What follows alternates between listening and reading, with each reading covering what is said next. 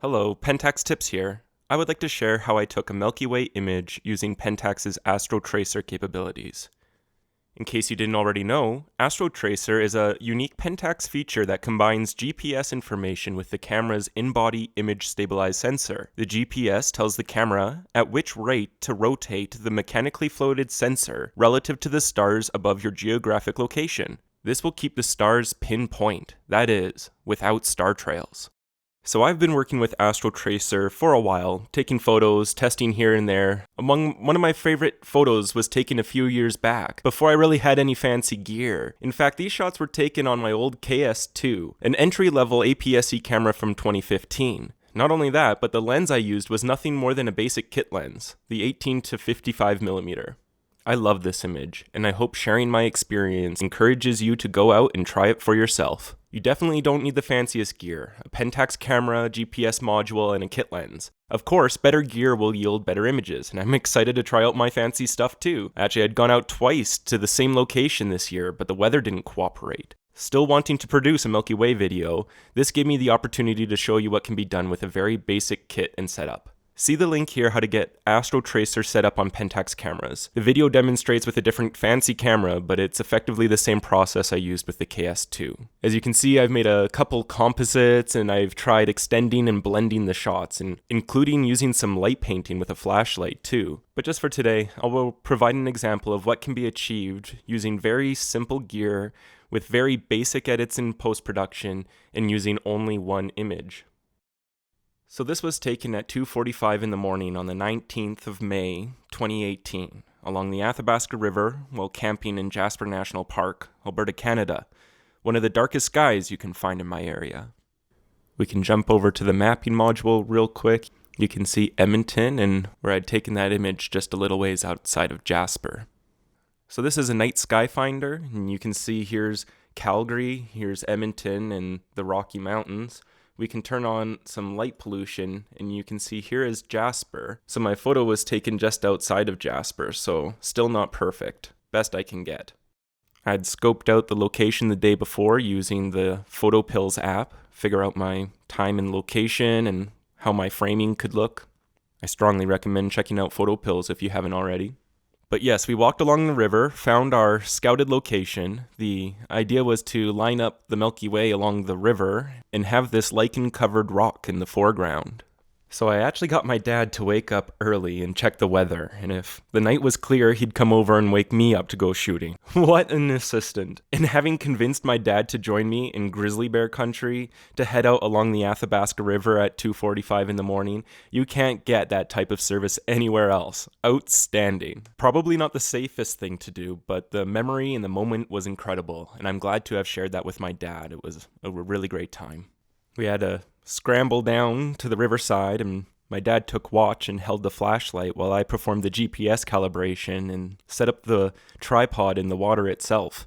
I'm really surprised that the images turned out as well as they did because my tripod was in the water, and I'm surprised the pulsing waves didn't affect my images. But I did push the tripod down into the gravel pretty hard, so it must have been enough to keep the camera still.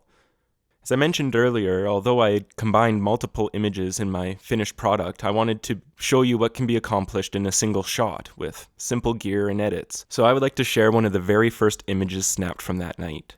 This is a very worked up example, but I'll show you some basic edits in just a moment. Okay, so the Dutch tilt was completely unplanned. It was a trial shot used to test settings and begin framing my composition. But in post-production and comparing images, this shot is amazing, and I absolutely love it. The tree line along the horizon and along the right create leading lines along with an incredible Milky Way, all pointing to the beautiful mountains in the distance and the rock meeting near a rule of thirds. Just beautiful.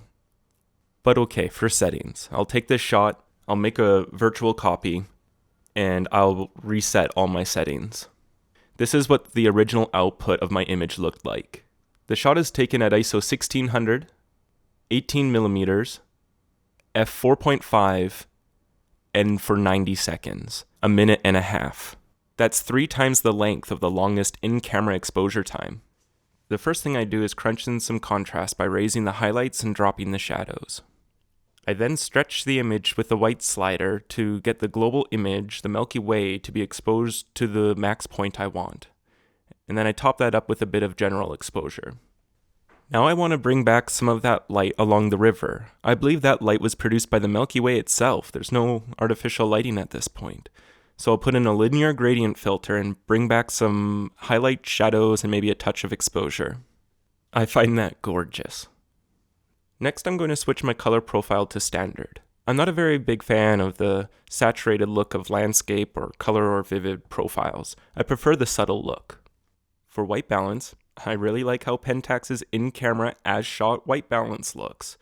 I feel like it really tempers the light pollution in the distance compared to the auto settings. Pentax does an amazing job with their in-body, as-shot white balance, and I'll keep that setting. I am absolutely addicted to the dehaze slider in Lightroom. I'm going to pump in a bit to cut the atmospheric haze in the distance. Awesome. For my tone curve, I'm going to make a slight S-curve adjustment to really bring out some extra brilliance. Last global adjustment I'll make is in the detail panel.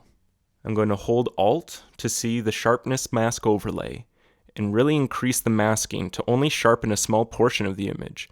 There's so much detail already that adding sharpness may actually accentuate the noise.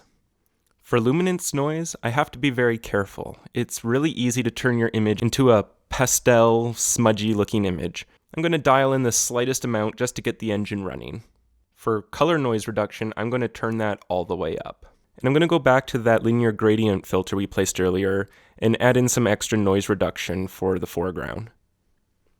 Okay, let's zoom in. As for image quality, I'm floored and very impressed. Zooming into the image, you can see all the stars are very nice and sharp, and there's no trails. And this star here is just incredible, even exhibiting a starburst. Just incredible.